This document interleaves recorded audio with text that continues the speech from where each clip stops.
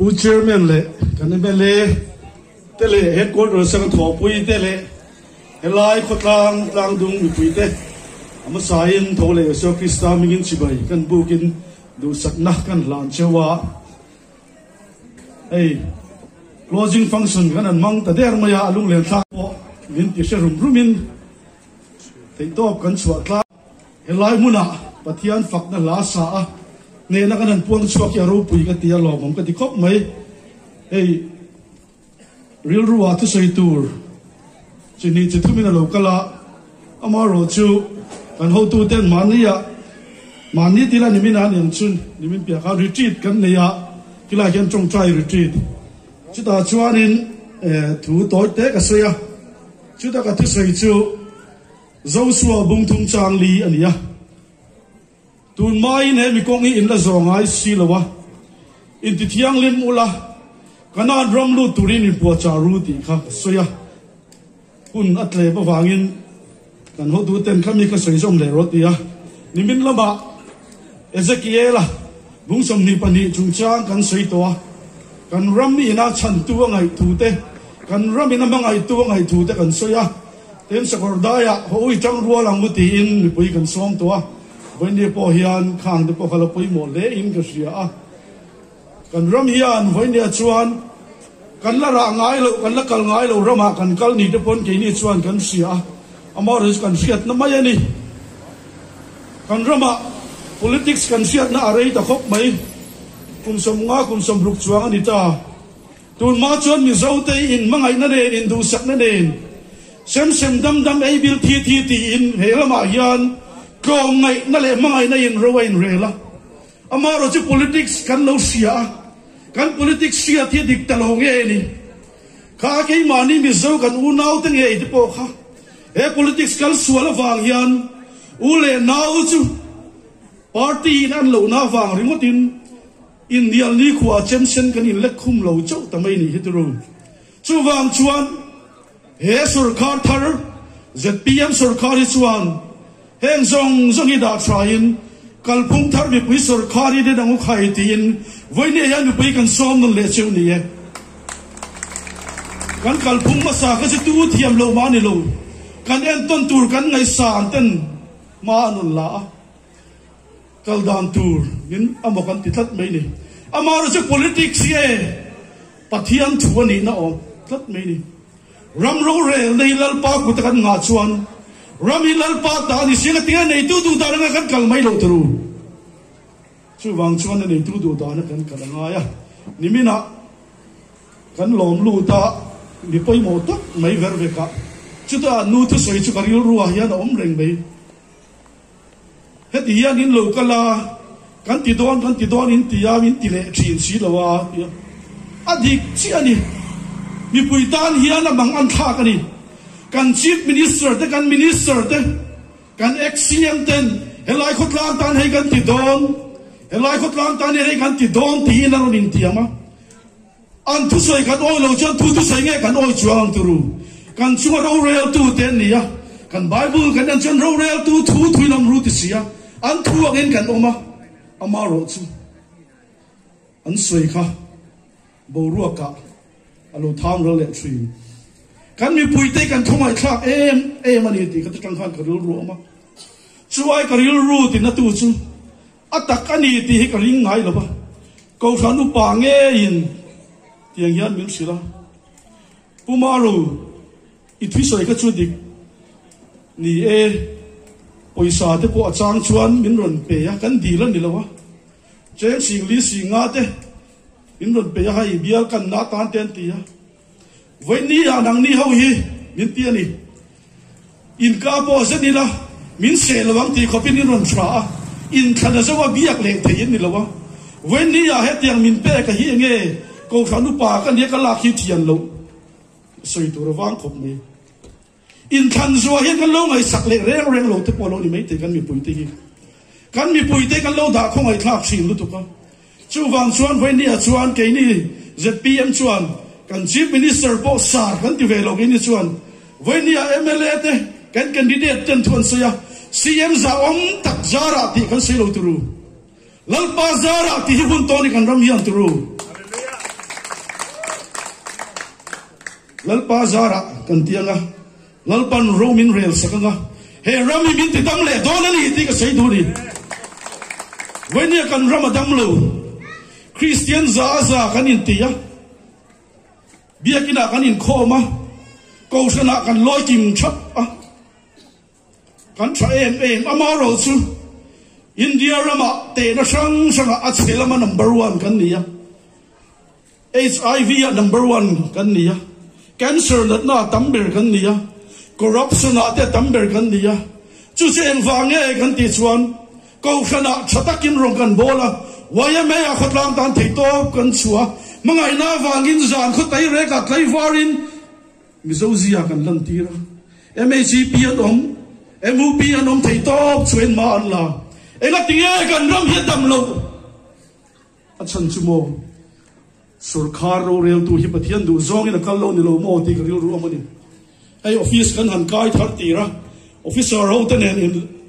kan malak na tur soi khom turin kan han ko khoma office kan khat ta chu thleng te kan rem bela trong trai turin kan soma secretary da chuan kan officer pakhat hi local sar hei chu official ania aron tiani hei chu official ania ti na mun kha om tat mai ni heta biakina Christian kan nia enga tinge secretary ta hian official ania kan te pathian nuk me nei lan kan lo ka tia kading chua ka tuma kan nia ZPM chuan zoram politics a pathian ram lal ber ro se ti le ram ro rel na pathian ram tun din ti kan ma chuana chu kan manifesto wa te kan in kai suai na te kan da chu wang chen helai buna yan pathian ram lo thleng ro se ti in venin kan trong try tu re ni ti in ka sila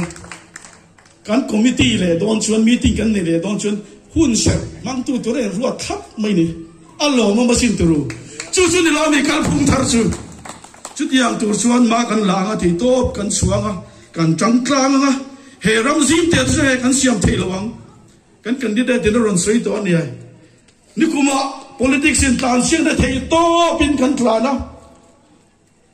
athima war thulawin party tin kan in tan sia ka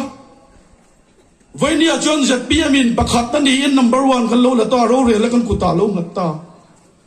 chu wang chuan Vainia he khotlang mi pui ta le he tlang du mi pui to pai ka som du na chu china khan sui to khoi en nu kan in thang to tia he khotlang mai na wang yan party da tra tu tang e ni sur kha da chel tu ro rel tu chi pathian ruat kan ti ni lo mi pathian ruat te min an zong ve mai turin ka som du chuwa mania ko office a VC pakhati lo le na aron in thlung khop maya kapu ZPM VC po ka ron deal khap ko office ron kal tu kan ZPM VC ka ron deal khap ani ZPM unit ka ron deal khap ani chu VC ti kan aron in thlung le mai en thlung re nang su isor khar ani ka lo tia when ni apo ya de assembly at intana ding thei sarkar na intana ding thei secretariat ngam patakaron ding thei tur hi e ko war no hi chon in than thiam to ka be se ni tru voin ne helai khotlang mi pui de hi party da tha ram le khotlang mangai na wanga e khotlang tan he ram tan tia mani in lan chunga kan candidate thi lo support to rin lo som du chawa hey sin khan kan MLA khan on sen sapa over hi kan an changa mania kan opposition MLA pumaro ka khongai ngot mai che ngati nge isu ang de windia iti lo mo hi soi che ti tu reng mai atia ani ya karen an thir ngot thi kan lo in thakung em mai mo ti thei kan ni si lo karen te cha se kan ti ve ngoi ngoi venia chuan kan rama changa tun ma chuan karen lot chanda na hi kum khata hian in megawatt ni te megawatt khat le chan ve te na changa ni tun kum sari chung la khian megawatt som li pariya te na changa ni chu kum khata chan na hi tam lu tu ka kan karen lai na ngai renga ni kan transformer lai na ngai renga ni ya amaro chu amang tu mi pui kan tam ta a heng mobile charge na ringot te mo fast charge pe chu wat somriat ania man laya bal za kan ti den khai ai hen deuh reng ani chu wang chan kan transformer ten zo lo wa tuna yan mi zo ra ba transformer sang thum se sari som nga pali kan ne ya mania report ka don nun bera chuan sar transformer kan lei vat lo chuan zathum som ru pakhat hi apuak mai thei overload an ti trong chai na lo chuan kan ti thei lo kan sum din mun kan ena tun kum hi mizoram a kan officer ten kan fiat thei chuna transformer kan lei nem ber tur an tia chuti chung po chuan 10% mamo na kan la lei thei lo ni kan ram din mun kan fia vai bel se sing tel lei ba kan ro chuna du in thila ti thei big lo wa chuti lai chuan ai mali ma kha dia ki ai na junior a ke hi kum nga chuang politician kan ni to wa ZPM chu politician local khom kan ni a ai kan thian te chon senior to hei kan thian MNF te chu kum som ruk chuang ne congress pe chu kum za som ni lom to ni ke ni kum nga kum ruk vel kan ni a politics kan fellow politics local khom kan ni boka kan thian ten bola non pe ta kan loi maya kan in sei se la turu enga tinge ani tak tak mi kan ti a vai ni a chuan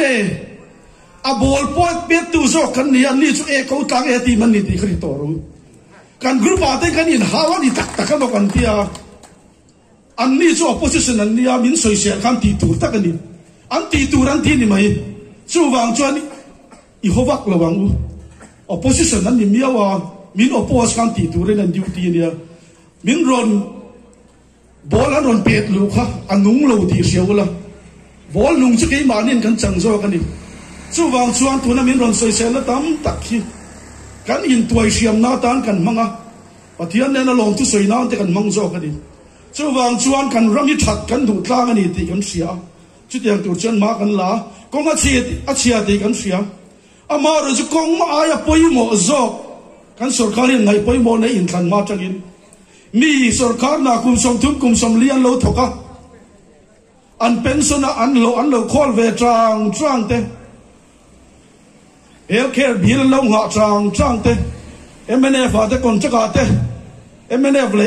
congress han ti long ila ni mi lo se thiam mula ten contract na an thoka apung omin suman lo pu ka chung ho har sat zia chu kan sia kan sarkar chang khan rei lo te chungin healthcare tan te ke deposit release na tan te khan pension ho lo atan te khan he sarkar ya dun rei lo te chungin vai bel se zariat chuang kan release on chu lo mo machine kong chu chia te kan sia kan siam thama yang amaro chu min rin na ro pui ka tia ro sur ka ra po kong che siam cha thei tur te min ring amoni ka tia se ka bu chiat na yang mai ya nen min an soi se la le la ma chuan ne lo ang ringa kan bia la kong a chia toi thui vak lo hi kan an siam cha thina MLM fan in a day lowa a chang chen kan poisa te kan an thon chowa kong koi pan ni chelai bi khi oma chak chip thum anda ali kha du tlak mai ai nga na foundation kha chak a lo ka la manipura chak ke sar ke ruk ne ya design kha ne ke lai kong ki ke som pani nei te ke som pa ko nei te ke som paruk nei dan ron kala ke som pariat nei ka tina kha ho kha nan rapa alle ya du miawa wangi na pil tlak mai ni chuan an soin so lung lian deuh da ula pil lo me ngan tia lung lian deuh kan hang da a pil lo chun kha din motor te block le ya ZPM sarkar chu kong ti boi tu an til ya kan oi le tho an thu kan da po khan ke ma ni a ZPM so kan boi zel ni chu wang chen vai ni a chen khang song zuma kha ke ma ni in let nan mangila an bol pe ta kha pe let lowin kha ta changa in defense zan kha zon angai ti hi ZPM kal khom kan ni chia lo na chu hun rem chang kan la kan an sei do ni hey ma ni in faka min lo ngai lo ula tun sarkar re lo te chung hianin wenia upapol te kan karinga upapol te lo man ni kum som thum chuang apung to mang lowa apun pon 10% te 6% te na pung thina ni amar chu ZPM sarkar a chuan 500% chuang in apunga chen sang khatin kan tipong ni April atang khan te ru lo mo masin central sarkar in laron do let le don boka heng te hi heng atan te hian lo poisa kan mo kan khon khom chu ni kan upa te kan za kan soi moe kan nam ro lu ni ti kan thia to wangin an ti thei to khi ti thei to lo ma se venia chuan kan in sunga lo thua in kongkhar kan an honga min lo chon ngot te lu em mai ni kum upa hi lo am tak tak don lo ka pa kan ni kuma bo la kum somriat paru ania a khen chuan in nia hun to ang reng te hun hi kan lati lo ang reng khop mai ke ni chuan chu wang chuan ro lu an nia ke ni chen kan ngai sang an stipend de po kan ti pung ani yang chuan ma kan la chuan ni kan sia kan sarkar hi nian na kan thok hun ni la tlem khop mai hei he sarkar a hian emel thar so pasari don kan oma kan an sarkar lo ta January thra hei mal maten kan su training a kar thum chuang kan an ho chowa budget session alo hun to kalpung thara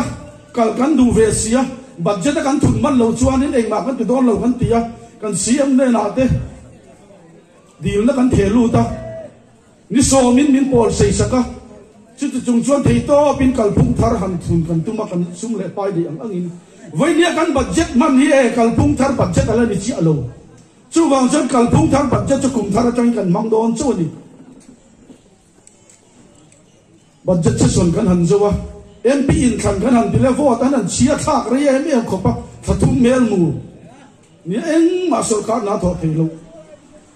development akal pui thelo ni chung ang chu kan din mun ani ya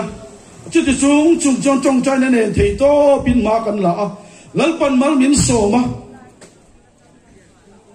hey electric te sarkar lo ile chu mania JERC thin kha Manipur an indanga MERC antia Mizoram Electric Regulation Committee antia chung ho chuan anon min ron buwa sar tharuk dana hianin electric bill ti puntura ni atia kan policy kan sialo mi te chia re te ekdin nge kan zia don antia granin era khan lo pun tok mai ru antia ni venia ZPM sarkar lo ila che venia kan electric bill a multiplying factor hi mi puya cheng nga le duli ni thi ni cheng ruk le poisa song tu mai la kai to nga cheng kwa commercial la choi trinin cheng som pakhat an choi to do le amaro chu se PM sarkar awangin hoine chen angai gan la kan ni turu heng te ayan lom thu te ko hi kan in sip te ko ngai ke sia amaro chu lom na chang se lo nam mi kan ni ve sim sima chu mai la ni lawa bu fai te ko kan soya adikani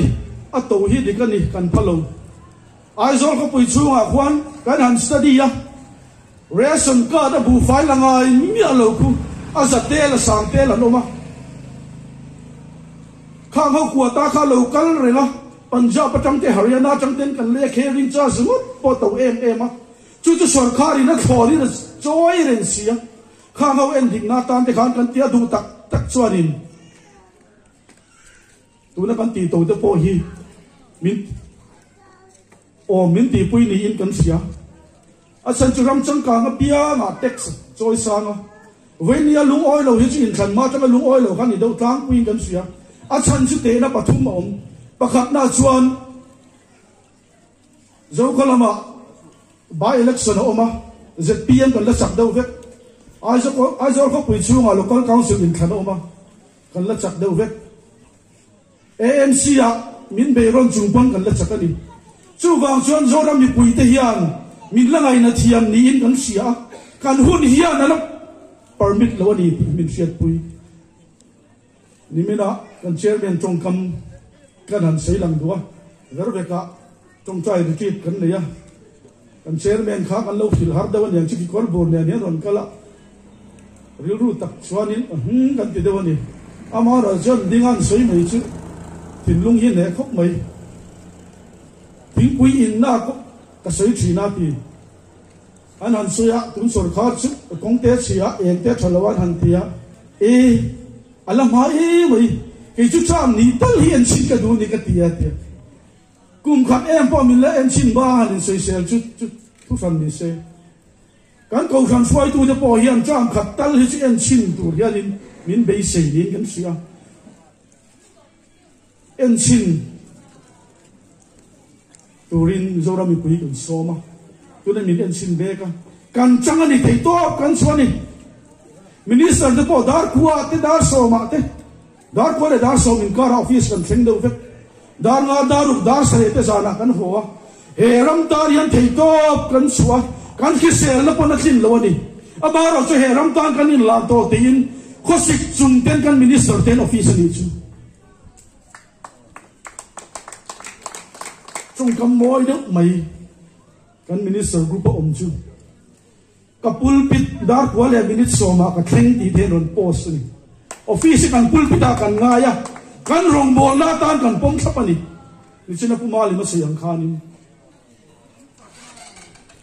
he rong bol na hi poi mo em sayang khanin ke chu politics khel ve to lo tingot the kan ni lo kan foi rel bel hi politics na hong ka ta lom ti ru kan rong rel la chat lo chuan atwar tu chu mi pui kan ni chu wang chuan politics kan ja vai kan khelang politics sa kan lu tang amaro chu politics ri chil na so ni lut lo ko khai tun ma chuan lung te pau ni se ka ho tang tin ru kan puwa khang song ka payen vai ni chuan he ram tung ding tur hian kan la tlem lu tu kan ja vai pon chang hawila ko pui lian district pakhat po kan la zat lo chu wang chuan thin lung pakhat ru pakhata he ram siam tura ke kan pe chuan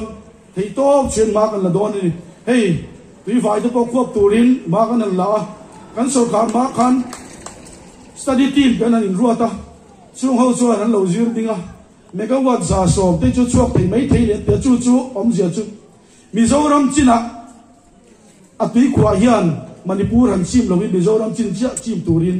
kan survey tira megawatt za changa za so bel chu chuak thei ang an tia amaro chu mania Kolkata chang te le hun sang chang mi tiang kan cha chuaka amuna kan zukala khol sang in lang pia ato ba kan finding kan mu chua chu megawatt za somria ti chuak thei kan seta tani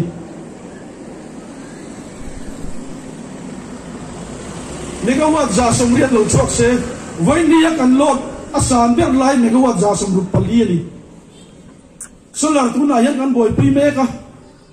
ten zola tun kum yan megawatt eno bazar ban kan tuba Mizoram mun sang sa kan ko yan solar bun beru tin som na tam tak kan dong chung chuma kan lameka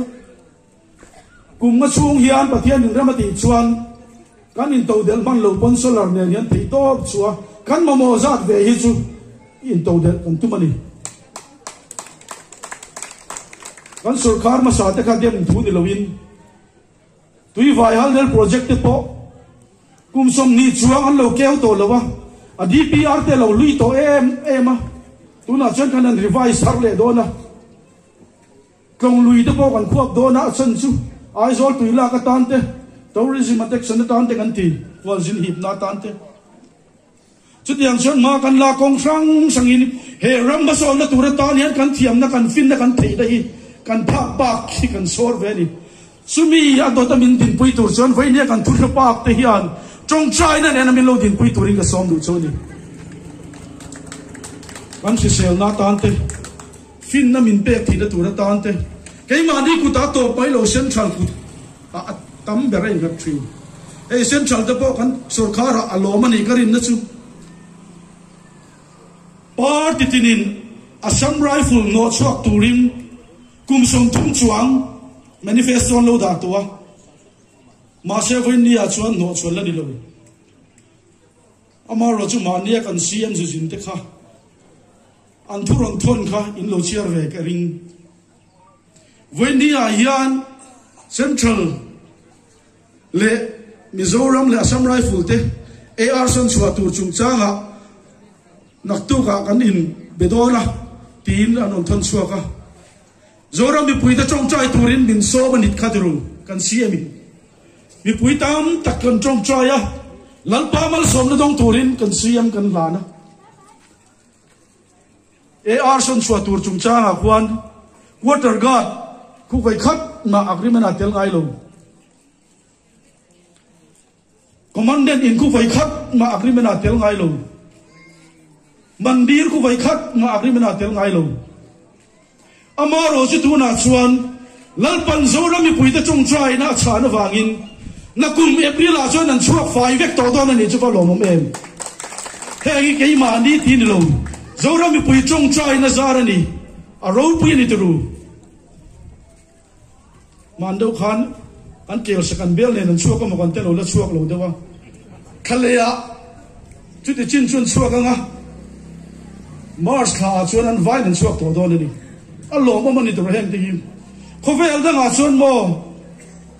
Christian biak in te hi mandira an chantira cái này cho căn mandir cho mình pui ta na rồi lal pan min pe ta ti ro pui ke ti lo mom ti khop mai hey kan roma policy kan zia ka chen te pe chon in zia siak te an ti hialin ka sia ka he chiang lo amor cho cái này cho policy kan duanga he kan policy ang he kan kalang kan ti ya po ti sang sang in policy kan duang thina MNF Sarkar masa sang kasakwa som ko pariat khanin Mizoram Internal Project antia sang kasakwa som ko pariata an Sarkara kumlin nuwa mi puitan an hong chawa Congress alo Sarkar velo NLP tin sang ni pariata kum thum nuwa sang ni pakhata som pakhata mi puitan an hong le ni NLP NEDP ti bokha Sarkar in tlang au le ya sang ni som patuma Sarkar nan la sang ni som paruka bi puitan an hong le ni ato bera chuan ACDP tin kan unaw MNF ten anin zuar mi puin Sarkar na kan pe ya sang ni som pariata Sarkar nan la kumlin nuwa mi puitan family oriented scheme an tia ama kan eng tin ngen kalpui ti mi puin kan selo ke ni chu kan Sarkar tu ka charin ma kan la venia chuan thariat vel kan Sarkar nuwa so thieng leina turi vai bel sa ni chuang kan data hi van ro pu em zorang politician ten kan in tang au sia ka kut na thok tu za som sani te hi kan backbone of Mizoram kan tia amaro chuan tan budget a cheng khak po kan da ngai lowa ke ni chuan vai bel sa ni hi vai ni chuan nang le ke ta hian kan data ni chu chi in khan ma kan ti khani thariat ma in bi puitan kan tang au thin kan puang zarin với nia chuanin i chan vo lo ni ta ni so thing te ai eng te mun phia te marsa mang te poin khang kha work order kan sem don kan ti vai na changa don sem tak tak ta kan work order amount chu vai bel se jani chuang ani chu mai chu la ni lo hand holding kan ti ya chung kan thar chua te le khang thok thei ve lo te tan vai bel se chuang kan da chung ang te project kan sia manga Sarkarin innunga kan ding don kan ti khat takin ron theng ta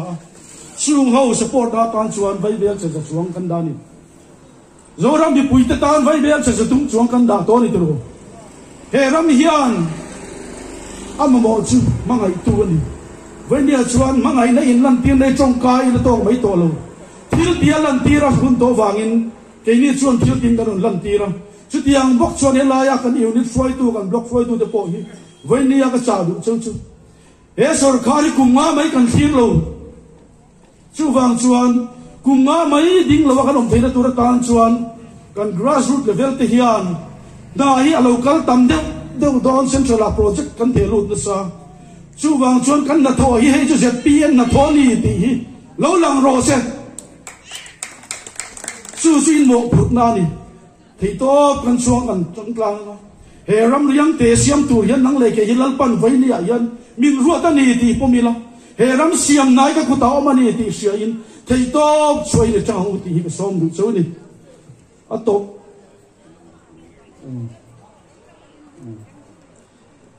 atop lam han vai don ta ila kan rama hian Christian za hian pathian in lal na changin he politics sa hian lal na changin ke ma hian lal na changin ngai to na kan man ngai ko pin ka sia kan ram hi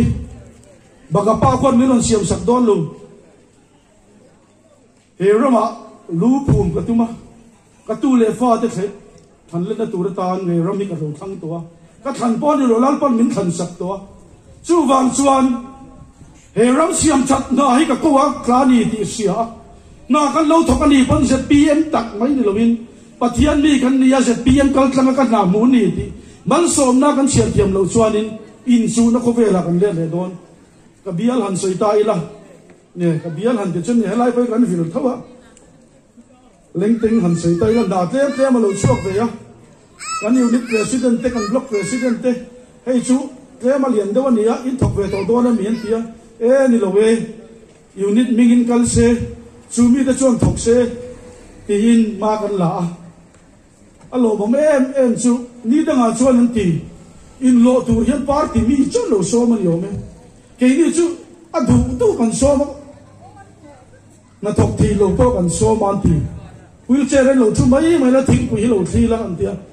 mi dang in zanga lo lai na chu zaruk som mai lo don dian ten tian ni mi pu yan lo me min kan sia chu ta an han thom se wa bi la nan la GSA ate mi har sa ten la chan puya unit tan chen sing thu man la da ni chu dik ta kana to po hian e lo man ni chu lo om tho tho chu wang chuan vai nia kan unit te le kan block foi tu te china ken candidate in sei malang na tam tak om don tu na po sa ski vai bel che sing te lo kal le don chu nga te po chuan e hei hi song kan na thon ni ti ya I tu le fa te po na fiat thi na tu khopa mel lung pun turin ka som nu chu ni kan na tho po aming tar ngam lo khopin kan thok thina tu nge an an thok tu mi zo pa nge in mi zo ra ma nge che ta kan da kan tho kan official ten an soi chu sar ati that tak tak thi lo bil kan pelong cheu kan ti pon kan fiat lo hian ei chu lo pele sam ru hei chau hian ti a top thingin final bil thingin a top hei chau hian ti zelan ti cái này chuan kan soi thina official te kan man run ne ya thei to pin kan tha kan ti chang kan ti chu tiang tu chon ma kan la do ni a chan chu lo ne ya he ram siam cha tu ra sarkar na roi ni tak mai chu wang chuan an ni ho po hi pathian ro ta tan kan po ma pathian ni na kan man ro tu ra min pe kan ni ti kan sia chu wang chuan an tan kan chang do ni ti te kan sia ni hey sun lu chi hi kan candidate ni so ya ka motor en vanga I motor chu sin lu chip kal nan ka va I e ti na ti nge ke he tiang de lo chu kal the lo ti a I na kha ho ka tiang len ko sin lu chu chip kal nan I ta sin lu chu chip hi motor ko nge lo to mu mal lo ti kan sia tu na yan PMGSY4 hi malak na kal me kan ya kan lo khera yang chu ti kan sei do ni kan ram hian ti tur pakhat che nei holal pa ne na ikir ne mu ti yan khar du pol sang sanga kan om ko sang sanga kan om amaro chulal pa ne na ikiri la he politics kal sual chetak ki ke ni chuan kan siam cha thelo min siam cha tu ne na kalila ani in kan ram ati dam leang ti in wene hian ko hun han khar ka duwa kan ram hi dam ti damangai chumi man ruwa tur chuan voi ni ya helai candidate thatak ngai ko khanu pa nge kan an nei hello om ka tia chu wang chuan kan candidate a chin sia na ka lukhum ania a thena chuan lo ni chi alowa lukhuma in thania in thin lung lal pan ne ka ring party sang sang a om bai la helai khotlang ma so na tur ta na lukhuma chin sia na lo chu chat turin ka somin ka nge chau ni ya tur pakhat kan la ne ya poi mo ber te zi no mi han ti la ne ZPM ya na ti ra khan in lom lu hi kan ti chia lawa amaro chu party anga han kan ram ni pui te hian se tiam chia lawa vai ni a hian MNF atangin chung kan ni som thara sai lutar ko atangin chung kan ni voter som in vai ni a hian ZPM in on som thara ZPM general headquarters sai win zoram siam thaturin lom takin vai ni a chuan ZPM member ni turin kalo lom lu ta choni ti ka puang e